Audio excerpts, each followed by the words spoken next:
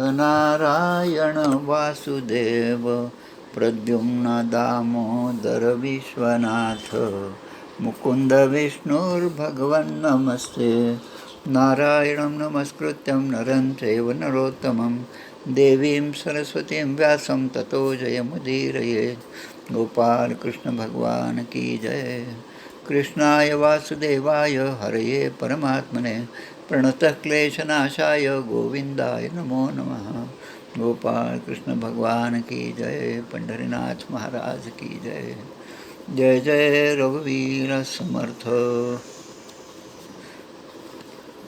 श्रीकृष्णाष्टकम श्री आचार्य शंकराचार्य विरचित श्रीकृष्णाष्टकमचा एक एक श्लोकाचा आपण अर्थ पाहत आहोत। पहिला श्लोक आपला झाला, भजे वृजैकमंडनं समस्त पापखंडनं स्वभक्त चित्तरंजनं सदैव नंदनंदनं सुपिच्छगुच्छमस्तकं सुनाद वेणुहस्तकं अनंगरंगसागरं नमामि कृष्णनागरम। याचा अर्थ आपण पाहिला। आज जो आहे तो दुसरा श्लोक जो आहे त्याचा आपण अर्थ पाहणार आहोत। दुसरा श्लोक म्हणजे मनोजगर्वमोचनं विशाललोललोचनं विधूतगोपशोचनं नमामि पद्मलोचनं करारविन्दभूधरं स्मितावलोकसुन्दरं महेंद्रमानदारणं नमामि कृष्णवारणं। हा दुसरा श्लोक आहे। या दुसऱ्या श्लोकाचा अर्थ आपण पाहूया। थोडक्यामध्ये अर्थ असा आहे, मनोजगर्वमोचनं म्हणजे मदनाच्या मनात जो गर्व झाला होता त्याचा नाश करणारे भगवंत श्रीकृष्ण आहेत।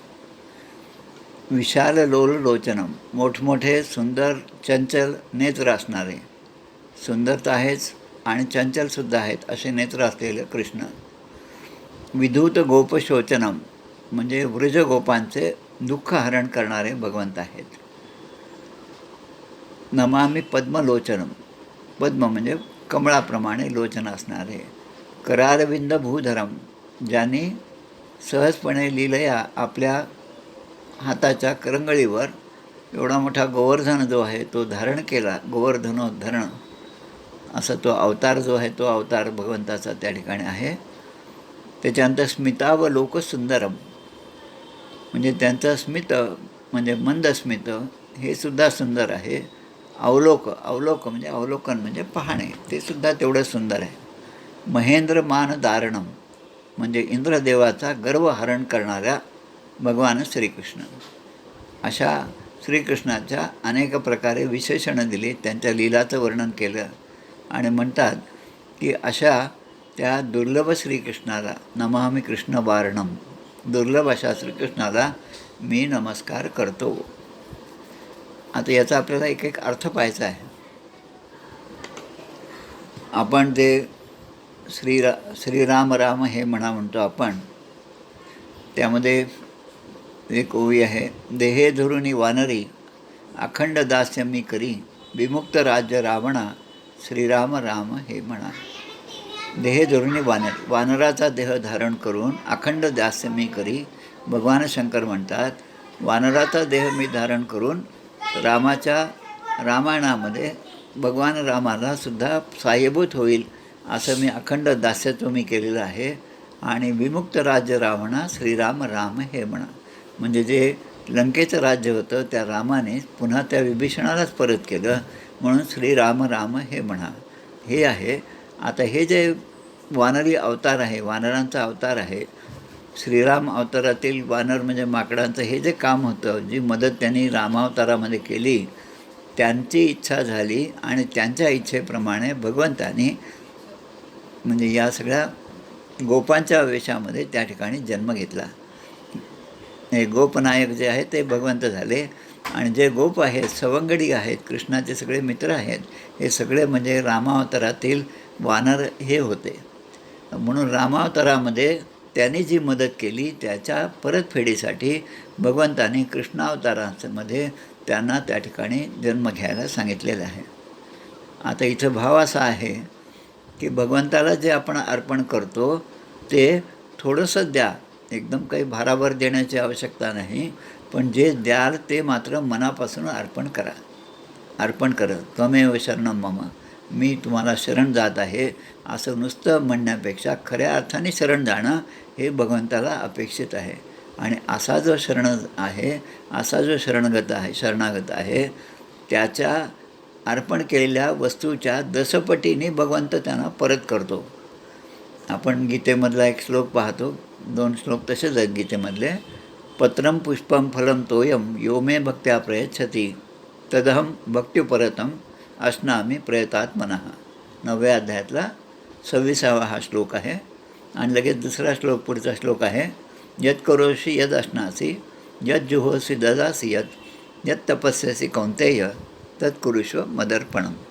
म्हणजे जे काय तू करत असशील, यत् करोषि यद अश्नासी यद जुहोसी, जे काय तुझ्या मनामध्ये असेल, जो काय विचार सुरू असेल, जे काय तू इतरांना देत असशील, ते देत असताना प्रत्येक वेळेस माझं स्मरण ठेवून ते कार्य जर केलं तर ते प्रत्येक कार्य ही माझी म्हणजे भगवंताची पूजाच होणार आहे.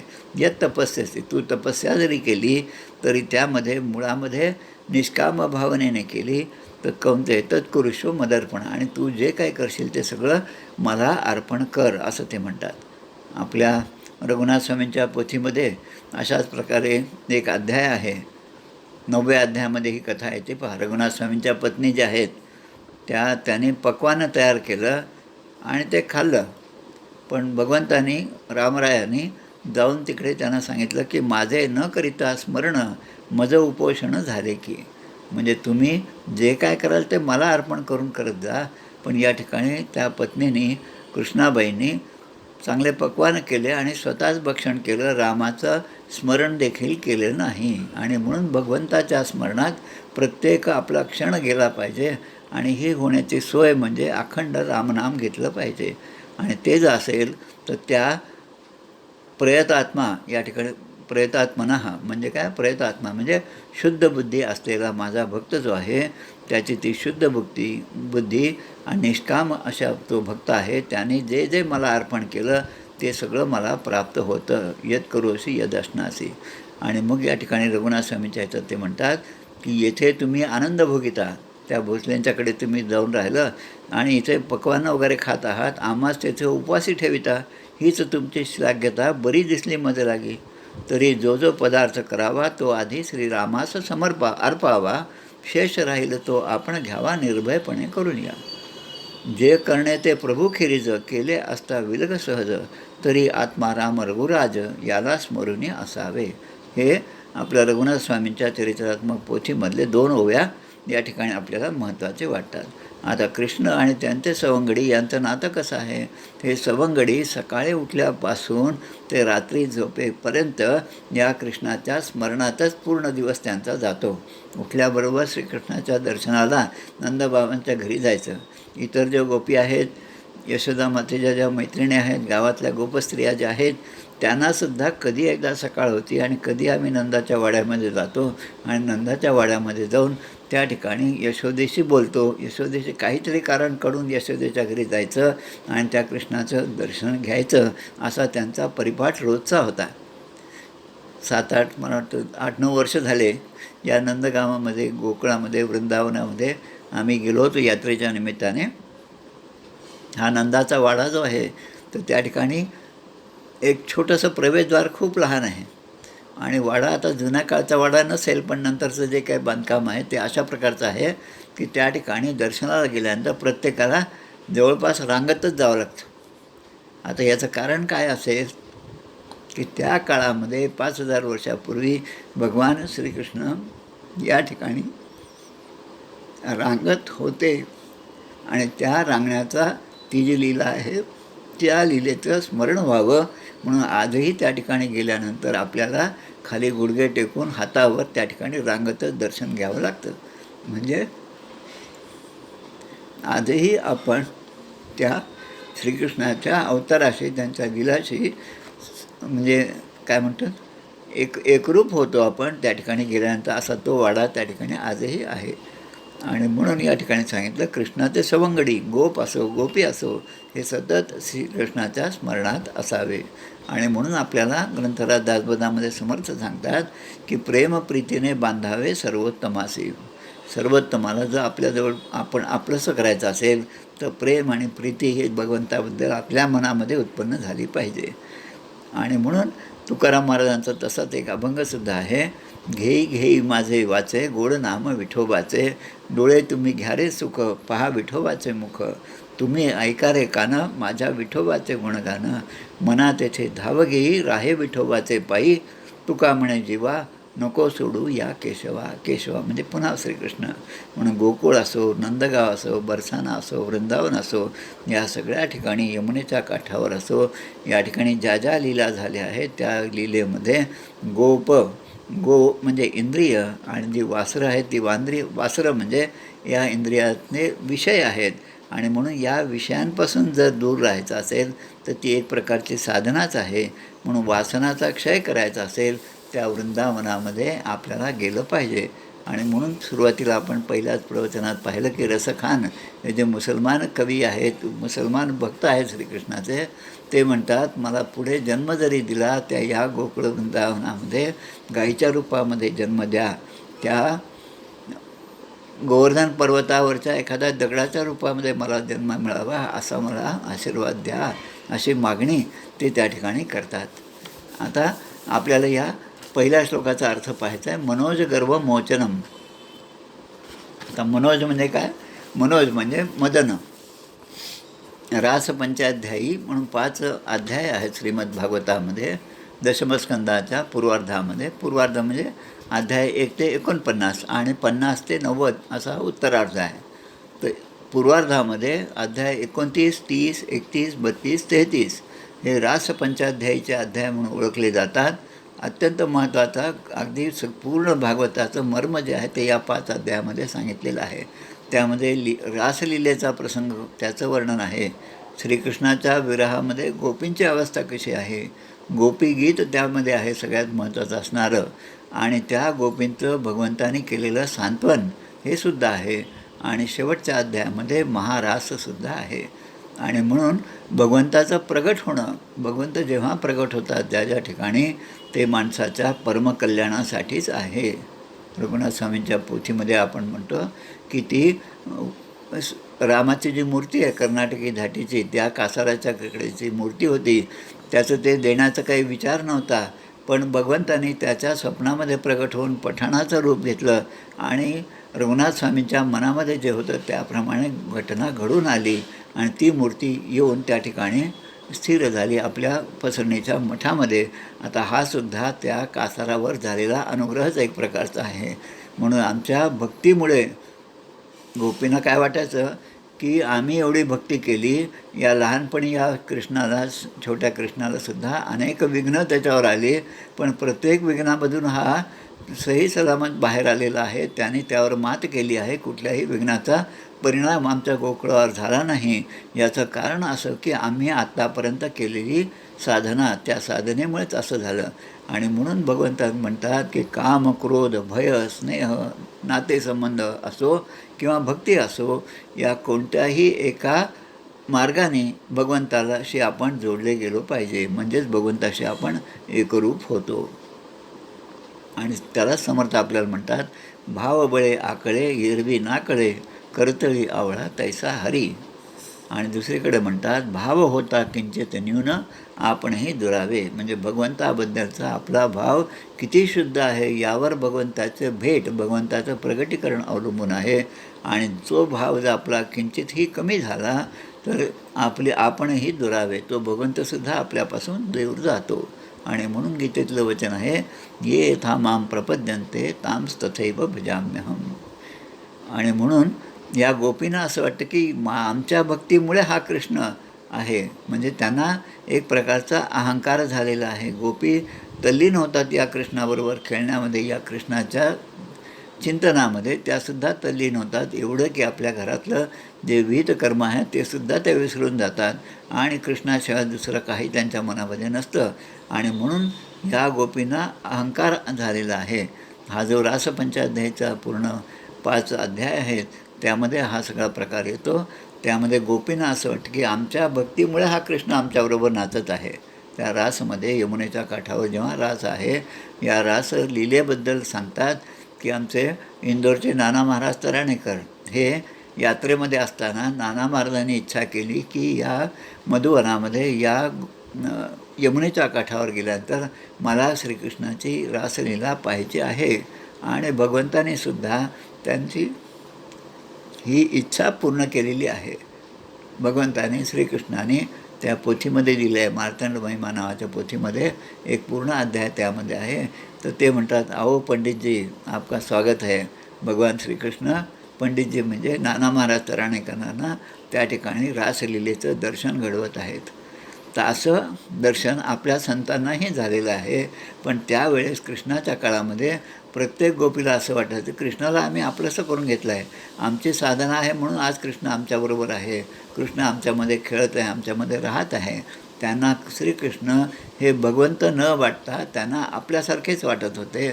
आणि म्हणून प्रत्येक गोपीला वाटायचं की प्रत्येक हा कृष्ण अनेक अवतार घेत आहे, पण माझ्याबरोबर कृष्णच खेळत आहे, इतर गोपींच्याबरोबर नाही. पण त्या गोपी त्या रासक्रीडेमध्ये एवढ्या तल्लीन झाल्या आणि त्यांना मनामध्ये असं आलं की आमची भक्ती श्रेष्ठ अशी आहे. आणि पण भक्तीमध्ये भगवंताला एवढासा सुद्धा अहंकार सहन होत नाही. आपल्यालासुद्धा अहंकार जसं सहन होत नाही तसं भगवंतालासुद्धा सहन होत नाही. आणि म्हणून भगवान श्रीकृष्णाने आपलं जे रूप आहे त्या ठिकाणी जे प्रकट केलं होतं ते पुन्हा अदृश्य केलं. आता ज्या गोपीबरोबर जी गोपी कृष्णाबरोबर नाचत होती तिला असं दिसतं की आता कृष्ण त्या ठिकाणी नाही आणि मी एकटीच नाचत आहे. आणि म्हणून ती विरहाची व्यथा त्याने त्या ठिकाणी व्यक्त केली आहे. श्रीमद ग्रंथराज दासबोधामध्ये पुन्हा ओवी येते, या नरदेहाचे संबंधे बहुत पावले उत्तम पदे, अहंता सांडूनी स्वानंदे सुखी झाले.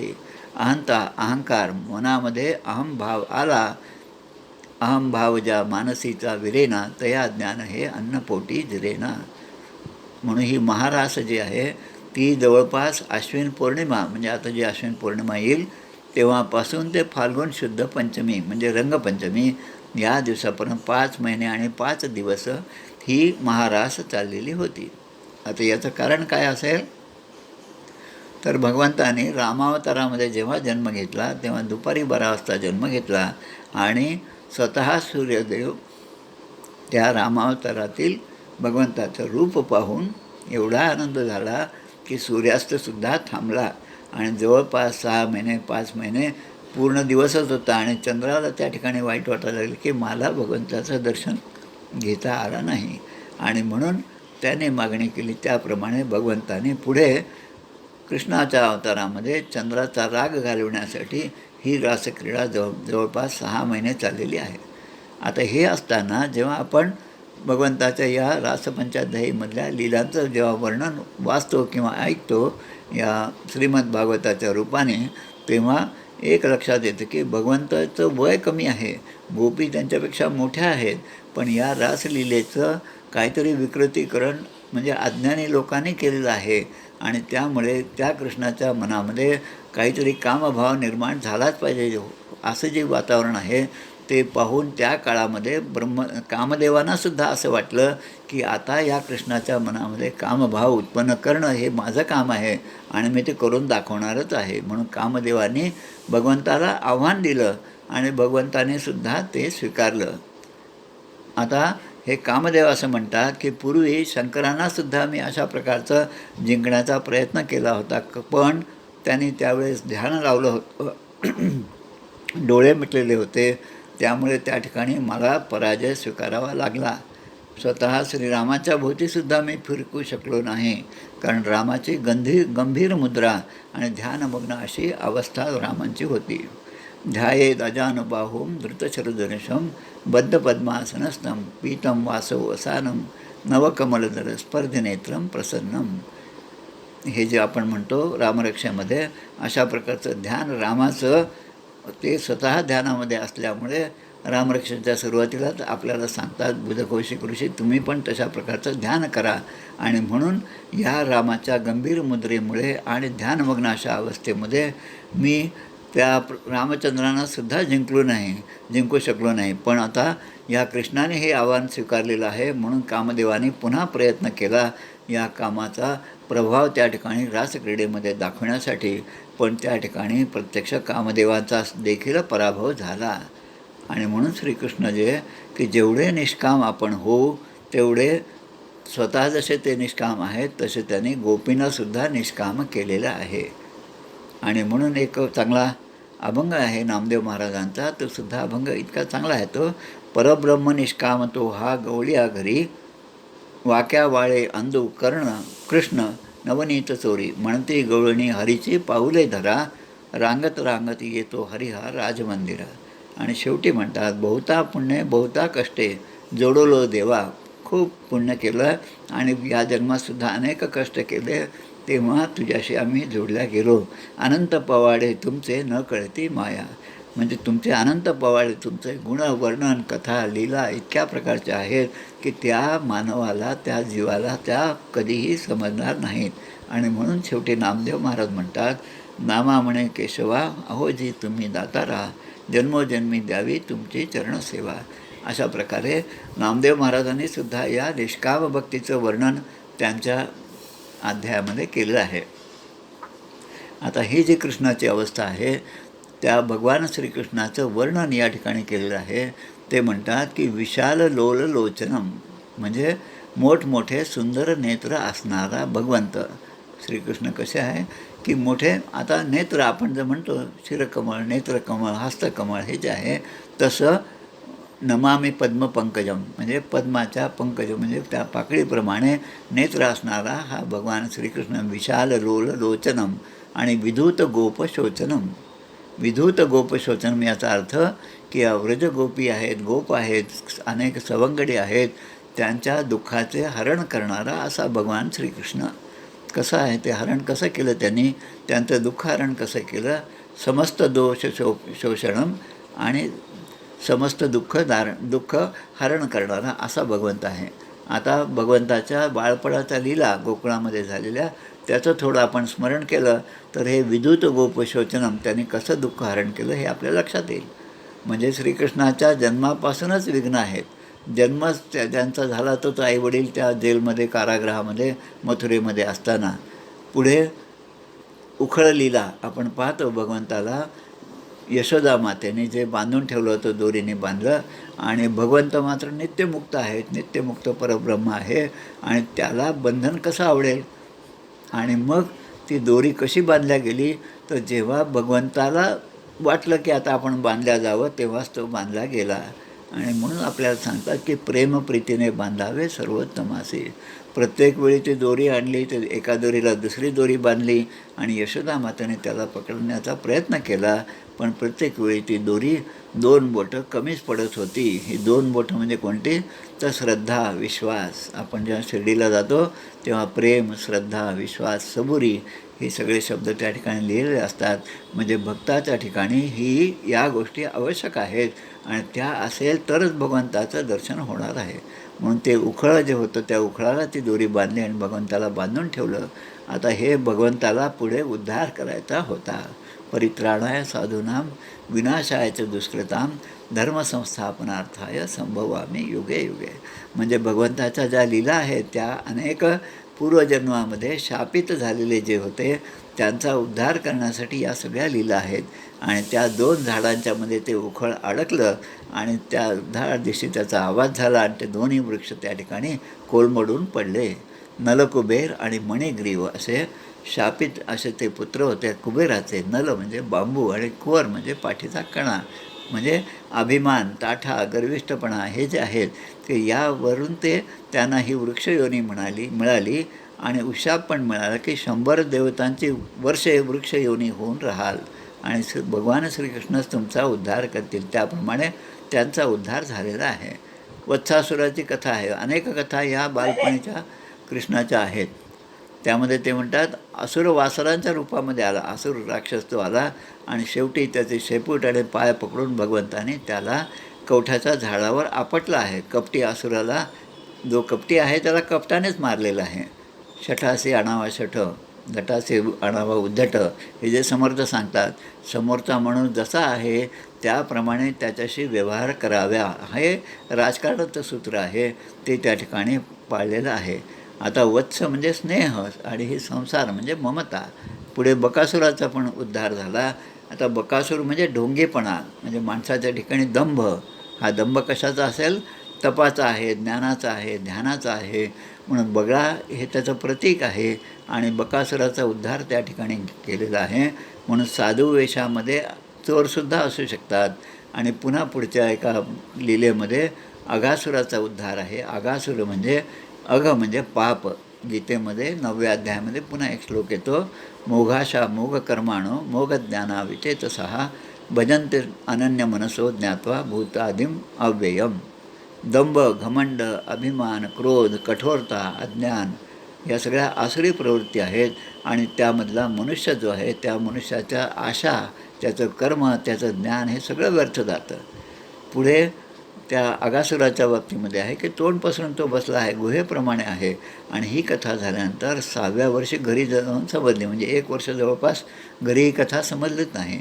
तसं या ठिकाणी भगवंताचं वृजगोपांचे दुःख हरण करणारा आणि म्हणून विदूत गोप शोचनम. आता पुढचा शब्द आहे करारविंद भूधरम आणि महेंद्र मानधारणम. 2 वेगळ्या कथा आहेत त्यामध्ये. गोवर्धन आपल्या करंगळीवर धारण करणारा. आता ह्या गोवर्धनाचा कसा संबंध आला की नंदबाबाकडे परंपरेने उत्सव होत होता, तो यज्ञ करायचा आणि इंद्रदेवतेला प्रसन्न करण्यासाठी हा यज्ञ व्हायचा. तेव्हा भगवान श्रीकृष्ण म्हणतात, जसं तुम्ही कंसाला प्रसन्न करण्यासाठी त्या ठिकाणी कर नेऊन देता, दूध, दही, लोणी हे सगळं त्या ठिकाणी नेऊन देता, पण ते आपल्या गोपांना, आपल्या गोपांच्या मुलांना, आपल्या गाईंना, वासरांना ते मिळतं की नाही याकडे तुमचं लक्ष नाही, पण तो कर द्यावा लागतो म्हणून तुम्ही त्या ठिकाणी जाता. हे जसं आहे तसंच तुम्ही हा सगळा इंद्राचा यज्ञ जो आहे तो तुम्ही करत आहे, इंद्रमुख हा यज्ञ तुम्ही करत आहात. पण हे काही मला मान्य नाही. छोट्याशा श्रीकृष्णाने गोपांच्या समोर, नंदाच्या समोर, उपनंद जे आहेत त्यांच्यासमोर हा विचार त्या ठिकाणी मांडला. खऱ्या अर्थाने वडिलांचं असं म्हणणं की या इंद्रामुळेच पाऊस पडतो, या इंद्रामुळे वरुण राजा आहे, वरुण राजामुळे पाऊस आहे आणि त्यामुळे धनधान्य आहे, शेतामध्ये पीक आहे, फळं आहे, हे सगळे उगवतात, त्याचा फायदा आपल्याला होतो आणि म्हणून त्याची कृतज्ञता म्हणून आपण इंद्राची पूजा केली पाहिजे. तेव्हा भगवंतांनी हा नवीन सुधारक असा विचार मांडला की इंद्राची नका पूजा करू, तुम्ही या गोवर्धन पर्वताची पूजा करा. आणि गोवर्धन पर्वताची पूजा, कारण या गोवर्धन पर्वतामुळे पाऊस पडतो, त्यामुळे ढग आडतात, पाऊस आपल्याला पीक होतं, सगळं होतं. आणि म्हणून तुम्ही आता या गोवर्धनाची पूजा केली पाहिजे. आणि मग हा विचार सगळ्यांना पटतो आणि मग म्हणता हा गोवर्धन जो आहे तो आपण दिलेला नैवेद्य, आपण अर्पण केलेल्या वस्तू तो स्वीकारेल का? ते छोट्या मुलांचं एक छान आहे डिस्कवरी किड्सवर चांगला एक सिरियल आहे, कॉमिक त्या टाईपमध्ये आहे, काहीतरी त्याचं लिटिल श्रीकृष्णा नावाचं नाव आहे ते. त्यामध्ये पूर्ण हा दशमस्कंद श्रीकृष्णाच्या लीला ज्या आहेत त्या खूप सुंदर रीतीने त्यामध्ये दाखवलेल्या आहेत. ते पण आपण पाहावं. त्याच्यामध्ये सुद्धा या प्रत्येक लीलेचं इंटरप्रिटेशनसुद्धा दिलेलं आहे. आणि ते कृष्णाचं चित्र, त्या यशोदेचं चित्र, नंदाचं चित्र, तृणावर्त जो आहे तो येतो, केशी दैत्य आहे तो आहे. या सगळ्यांचं चित्र पाहून लहान मुलं जेवढे रमतात तेवढे आपण पण रमतात. म्हणून कृष्णाच्या कथा या रम्य आहेत. कृष्णाच्या कथा या आपल्या मनामध्ये भगवंताबद्दलचा भक्तिभाव वाढीस नेणारे आहेत. आणि म्हणून या कृष्णाला मी नमस्कार करतो असं ते म्हणतात. करारविंद भूधरम. मग असं सगळ्यांनी ठरवलं की आता आपण हा यज्ञ नाही करायचा इंद्रासाठी, आणि काय करायचं तर सगळ्या आपल्या वस्तू यज्ञामध्ये ज्या आपल्याला द्यायच्या त्या घेऊन आपण या गोवर्धन पर्वतावर आपण जाऊ, गोवर्धन पर्वताची परिक्रमा करू आणि तिथेच आपण हे सगळं समर्पण करूया. भगवंताचीच माया असल्यामुळे गोवर्धन पर्वताच्या ठिकाणी भगवंताचं स्वरूप सगळ्यांना दिसलं आणि गोवर्धन तो पर्वत कृष्णाचं स्वरूप असल्यामुळे कृष्ण त्या ठिकाणी प्रकट झाले आणि ते स्वतः भगवान श्रीकृष्ण म्हणतात की मी तुमचा या सगळ्या वस्तूंचा स्वीकार केलेला आहे. तसंच दुसरीकडे गोपाळकाला जो आहे की रोजच्या रोज वनामध्ये जात असताना सकाळी उठलं की ही मुलं सगळी तयार व्हायची आणि त्यांच्या आई गोपी ज्या आहेत त्यासुद्धा त्यांच्याबरोबर काही ना काही शिदोरी बांधून देत होत्या. आता ही शिदोरी म्हणजे आपल्या प्रत्येकाचं प्रारब्ध जे भगवंतानी आपल्याबरोबर दिलेलं आहे. आपण प्रारब्धाने काय झालं, प्रारब्ध योगे अभिमान आला, स्वामी समर्थाशी वियोग झाला. आपला प्रारब्ध असा आहे की या ठिकाणी जन्म घेतल्यानंतर भगवंतापासून आपण वेगळे झालो, मी देह हा आपण मानायला लागलो आणि तीच मोठी चूक झाली आणि भगवंतापासून आपण वेगळे झालो. पण या ठिकाणी शिदोरीत घास जो होता तो सगळ्यांना वाटण्यात आला आणि ते खायला बसले. तेवढ्यात काय झालं तर ती वासरं जी होती ती पण चरत होती. ती वासरं खूप दूर कुठेतरी निघून गेली. कोणा मुलांच्या लक्षात आलं तेव्हा म्हणतात, कृष्ण आपली वासरं कुठे आहेत? मग कृष्ण म्हणतात, तुम्ही या ठिकाणी ते शिदोरी घेत बसा, खात बसा, मी तोपर्यंत वासरांना आणतो म्हणून ते जातात. मग तिकडे वासराला आणायला गेले आणि परत येऊन पाहतात इकडे गोपसुद्धा नाहीत, आपले मित्र सवंगडीसुद्धा नाहीत. आणि हे पाहिल्यानंतर भगवंताच्या लक्षात आलं की अरे हे सगळं काम जे आहे ते त्या ब्रह्मदेवाचंच आहे. आता ब्रह्मदेवाच्या ठिकाणी पुन्हा गर्व झाला की हे सगळ्या सृष्टीची उत्पत्ती मी करत आहे. खरं म्हणजे ब्रह्मदेवाच्या आज्ञेने, ब्रह्मदेवाच्या लीलेने या ठिकाणी भगवंताने जन्म घेतला. भगवंताचा हा जन्म होणार आहे ही गोष्ट ब्रह्मदेवाला माहीत आहे, पण ब्रह्मदेव ती गोष्ट विसरले म्हणजे मायेमुळे. आणि ती विसरल्यामुळे त्यांना असं वाटतं की या सगळ्याचा करता करविता हा मीच आहे. पण हा भगवंत काही कृष्ण हा पूर्णावतार आहे ही गोष्ट ते विसरले. आणि म्हणून त्या गोप आणि गोपी ते सवंगडी या सगळ्यांना त्यांनी पळवून नेलं, त्या गाई वासरांनासुद्धा पळवून नेलं. आणि इकडे भगवंतांनी पुन्हा अशी अनेकविध रूपं घेतली आणि त्या रूपाने पुन्हा ते गोकुळामध्ये राहू लागले. तर गोकुळामध्ये प्रत्येकाला असं वाटायचं की रोजच्यासारखी हा माझाच मुलगा रोज आपल्याकडे असतो, रोज त्याला आम्ही खाऊ घालतो, पण आज त्याला खाऊ घालण्यामध्ये सुद्धा आम्हाला आनंद आहे. तो मुलगा पण तेवढ्याच प्रेमाने त्या ठिकाणी जेवत आहे. गाई वासरं जे आहेत वासरंसुद्धा नेहमीप्रमाणे दिसतात, पण त्यांचं त्या आपल्या आईवर, त्या गाईवर प्रेम जे आहे ते काहीतरी वेगळंच दिसतं, असं सगळ्यांना ते शंका येते. आणि कारण ते प्रत्येक ठिकाणी त्या ठिकाणी जे गोप होते, सवंगडी होते, ते स्वतः कृष्णरूप बनले आणि त्यामुळे कृष्णरूप असल्यामुळे आपल्या मुलांबद्दलचं आईवडिलांचं प्रेम अधिक वाढीस लागलं. आणि हे जेव्हा ब्रह्मदेवाच्या लक्षात आलं तेव्हा ब्रह्मदेव भगवंताला शरण आलेले आहेत. मग ते म्हणतात, अहो भाग्यम नंद गोप व्रजौकसाम यन्मित्रम परमानंदम पूर्ण ब्रह्म सनातनम. पूर्ण ब्रह्म सनातनम असा भगवान श्रीकृष्ण या ठिकाणी आहे. आणि पुढे म्हणतात की स्मितावलोकसुंदरम, म्हणजे या भगवंताचं स्मित म्हणजे मंद हास्य. आपण जेव्हा हसतो तेव्हा जे दोन ओठ असतात ते एक लोभ आणि एक मोह, म्हणजे एकामुळे मोह निर्माण होतो, दुसऱ्यामुळे लोभ उत्पन्न होतो. आणि हे लोभ आणि मोह हे खरं म्हणजे षड्रिपूच आहेत. मद मत्सर मोह लोभ दंभ हे सगळे. आणि त्यामध्ये सर्वसाधारण जीव जो आहे तो प्रपंचामध्ये अडकून गेलेला आहे, तो फसलेला आहे त्यामध्ये. पण भगवंताचं जे हास्य जे आहे ते मधुर हास्य आहे. आणि ते इतकं मधुर हास्य आहे की त्याबद्दलचं वर्णन जे आहे ते वर्णनसुद्धा इतक्या सुंदर रीतीने केलेलं आहे. ते आपल्या मधुराष्टकम जे आहे त्या मधुराष्टकामध्ये हे वर्णन केलेलं आहे. मधुराष्टकम जे आहे ते श्रीमद वल्लभाचार्याने केलं. अधरम मधुरम वदनम मधुरम नयनम मधुरम हासितम मधुरम हृदयम मधुरम गमनम मधुरम मधुराधिपतेर अखिलम मधुरम. म्हणजे अधरम मधुरम, अधरम म्हणजे ओष्ठ, हे भगवंताचे ओठसुद्धा इतके मधुर आहेत की सर्वसाधारण माणूस त्याच्यामुळे आकृष्ट होतो. वदनम मधुरम, भगवंताचा चेहरा जो आहे तो सुद्धा आपल्याला आकृष्ट करतो. आपण जेव्हा टी व्हीवरही आज पाहतो त्या ठिकाणचं पंढरपूरचं दर्शन असतं, एकादशीला वगैरे दाखवतात, तर ते पाहिल्यानंतरसुद्धा खूप आनंद होतो. आणि नयनम मधुरम हे जे SVBC चॅनेल आहे, श्री व्यंकटेश्वर भक्ती चॅनेल, यावर दर गुरुवारी सकाळी 4:30 वाजता तिरुपती बालाजीचं दर्शन असतं. आम्ही तर रोज जवळपास ते 4:30 वाजता टी व्ही लावून ते पाहत असतो. तर गुरुवारी खास करून त्या ठिकाणी भगवंताचे नेत्र जे आहेत नयनम मधुरम, तर नेत्रदर्शन असा तो भाग आहे. तर अगदी जवळून आपल्याला भगवंताचे डोळे, श्री तिरुपती बालाजीचे डोळे आपल्याला पाहायला मिळतात. शुक्रवारी पूर्ण अभिषेक जो आहे त्या ठिकाणी होत असलेला तो आपल्याला पाहायला मिळतो. हासितम मधुरम, त्याचं हसणंसुद्धा मधुर आहे. हृदयम मधुरम गमनम मधुरम, म्हणजे त्याचं चालणं बोलणं त्याची प्रत्येक क्रिया मधुर आहे. मधुर म्हणजे आपल्याला आकृष्ट करणारी आहे. आणि मधुराधिपते म्हणजे जे जे मधुर आहे, जे जे चांगलं आहे, जे जे पवित्र आहे त्या सगळ्यांचं निधान, गुणनिधान, सकळ गुणनिधान असा जो शब्द आहे तो त्यासाठी आहे. अशा मधुराधिपतेर अखिलम मधुरम.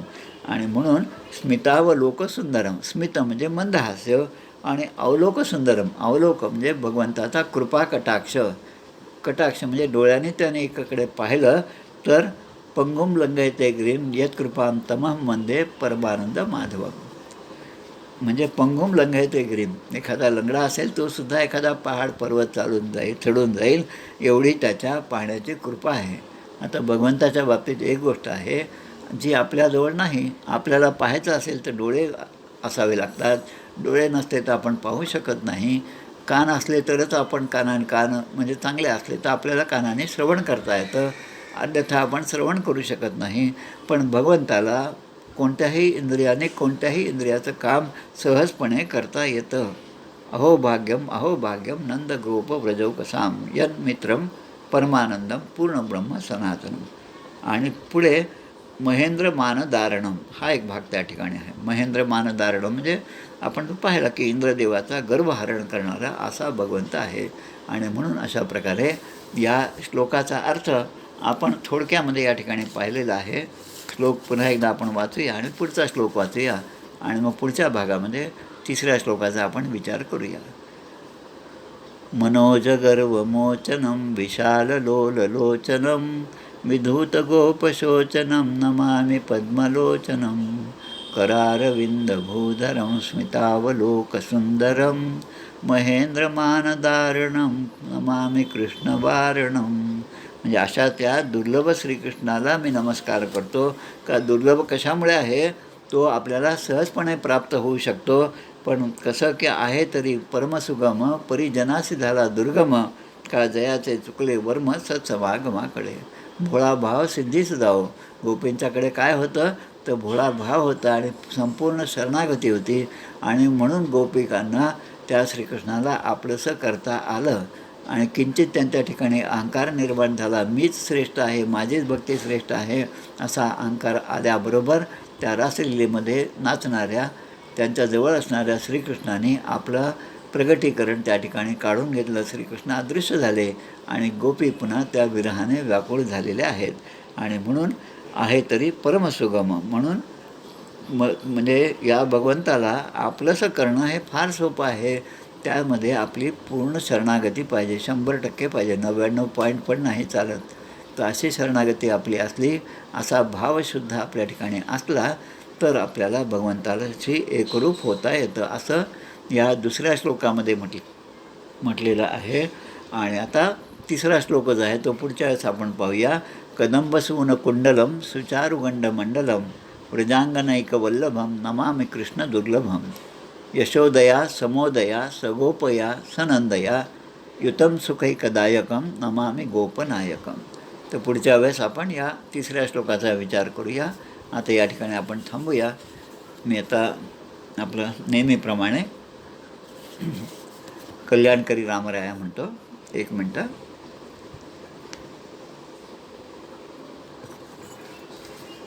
कल्याणकरी रामराया रामराया कल्याणकरी रामराया जनहितविवरी जनहितविवरी जनहितविवरी कल्याणकरी रामराया रामराया कल्याणकरी रामराया.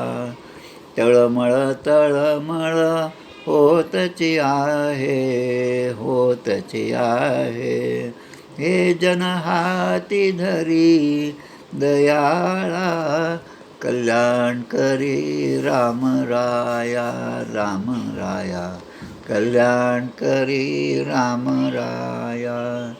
अपराधी जन चुकतची गेले चुकतची गेले तुझा तूची सावरी दयाळा कल्याणकरी रामराया रामराया कल्याणकरी रामराया. कठीण त्यावरी कठीणची झाले कठीणची झाले आता न दिसे उरी दयाळा कल्याण करी राम राया, राम राया कल्याण करी राम राया. कोठे जावे काय करावे, काय करावे, आरंभिली मोहरी दयाळा. कल्याण करी राम राया, राम राया कल्याण करी राम राया. दास म्हणे आम्ही केले पावलो, केले पावलो, दयेसी नाही सरी दयाळा. कल्याण करी राम राया, राम राया कल्याण करी राम राया.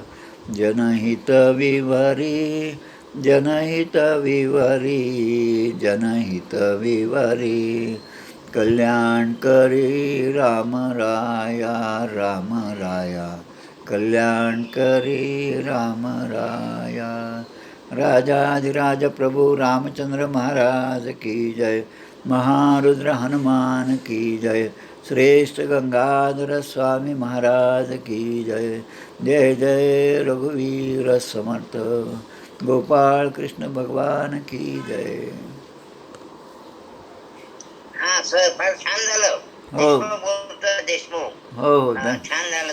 धन्यवाद. गोप आणि वास उदाहरण दिलं की ते वानर हे होते ते गोप झाले,